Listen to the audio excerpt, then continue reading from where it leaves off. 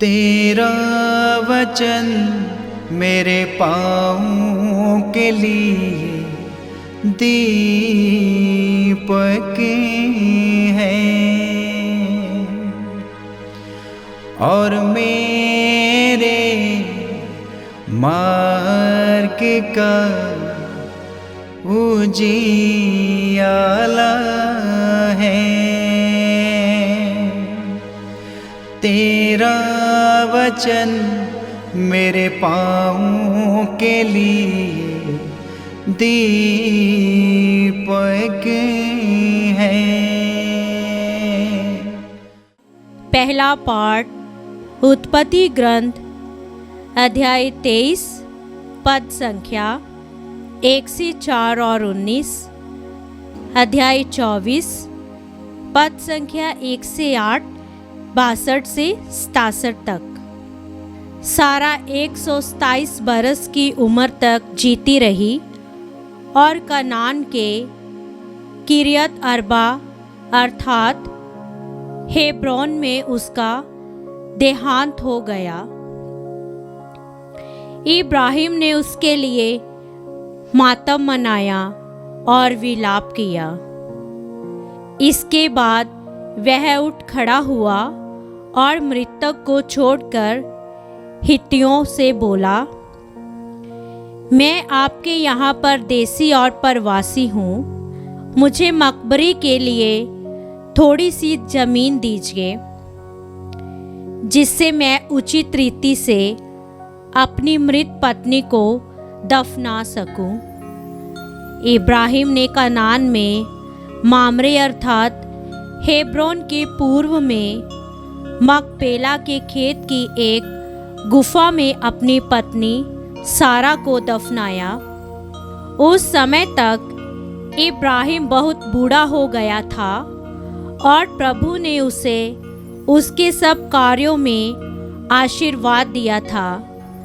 इब्राहिम ने अपने सबसे पुराने नौकर से, जो उसकी समस्त संपत्ति का प्रबंध करता था, कहा, अपना हाथ मेरी जांघ के नीचे रखो और आकाश तथा पृथ्वी के ईश्वर की शपथ लेकर मुझे वचन दो कि जिन कनानियों के बीच मैं रहता हूँ उनकी कन्याओं में से किसी को भी मेरे पुत्र की पत्नी नहीं बनाओगे, बल्कि मेरे देश और मेरे संबंधियों के पास जाओगे और वहाँ मेरे पुत्र इसहाक के लिए पत्नी चुनोगे। नौकर ने कहा, हो सकता है कि वहाँ कोई ऐसी स्त्री नहीं मिलेगी जो मेरे साथ इस देश आना चाहती हो, तो क्या मैं अपने पुत्र को उस देश ले चलूं जिसे आपने छोड़ दिया है? इब्राहिम ने उत्तर दिया, तुम मेरे पुत्र को वहाँ कदापि नहीं ले जाना।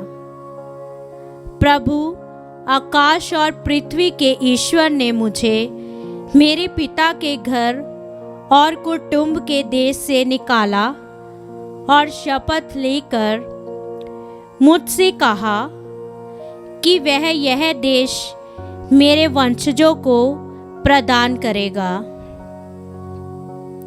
वही प्रभु तुम्हारे साथ अपना दूत भेजेगा जिससे तुम वहाँ से मेरे पुत्र के लिए पत्नी ला सको। यदि कोई स्त्री तुम्हारे साथ चलने के लिए तैयार ना हो तो तुम अपनी इस शपथ से मुक्त होगे, किंतु मेरे पुत्र को वहाँ कदापि नहीं ले जाना। इसहाक लहरोई नाम कुएं से लौटा था, क्योंकि उस समय वह नेगेव प्रदेश में रहता था। इसहाक संध्या समय खेत में टहलने गया और उसने आंखें उठाकर ऊंटों को आते देखा। रिबेका ने भी आंखें उठाकर इसहाक को देखा उसने ऊंट से उतरकर सेवक से कहा, जो मनुष्य खेत में हमारी ओर आ रहा है वह कौन है? सेवक ने उत्तर दिया, यह मेरे स्वामी है। इस पर उसने पल्ले से अपना सिर ढक लिया। सेवक ने इसहाक को बताया कि उसने क्या क्या किया है। इसहाक रिबेका को अपनी माता सारा के तंबू ले आया। उसने उसके साथ विवाह किया और वह उसकी पत्नी बन गई। इसहाक रिबेका को प्यार करता था और उसे अपनी माता सारा के देहांत के बाद सांत्वना मिली। यह प्रभु की वाणी है। ईश्वर को धन्यवाद। अनुवाक्य, प्रभु की स्तुति करो क्योंकि वह भला है। प्रभु की स्तुति करो क्योंकि वह भला है। प्रभु की स्तुति करो क्योंकि वह भला है। उसका प्रेम आनंद काल तक बना रहता है। प्रभु के महान कार्यों का बखान कौन कर सकता है? उसकी यथा योग्य स्तुति कौन कर सकता है? अनुवाक्य, प्रभु की स्तुति करो क्योंकि वह भला है। धन्य है वे जो प्रभु की संहिता का पालन करते और हर समय सदाचरण करते हैं। तू अपनी प्रजा को प्यार करता है।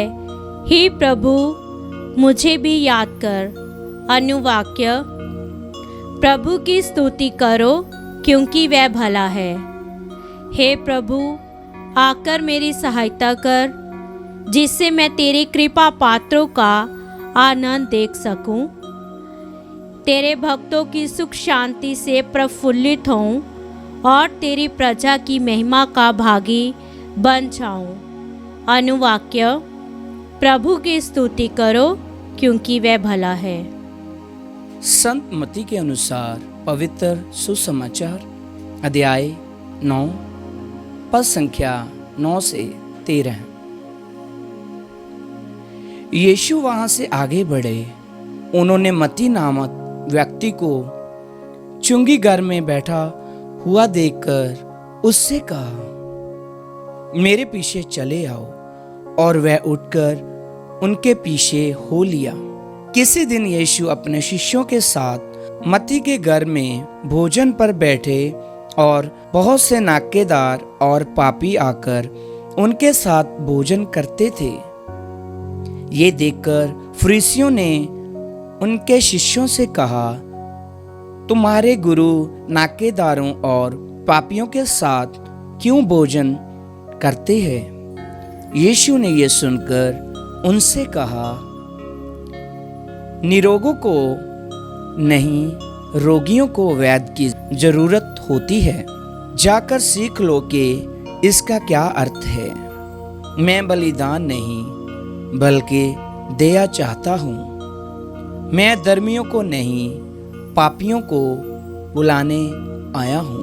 प्रभु का सुसमाचार। क्रिस्त की जय।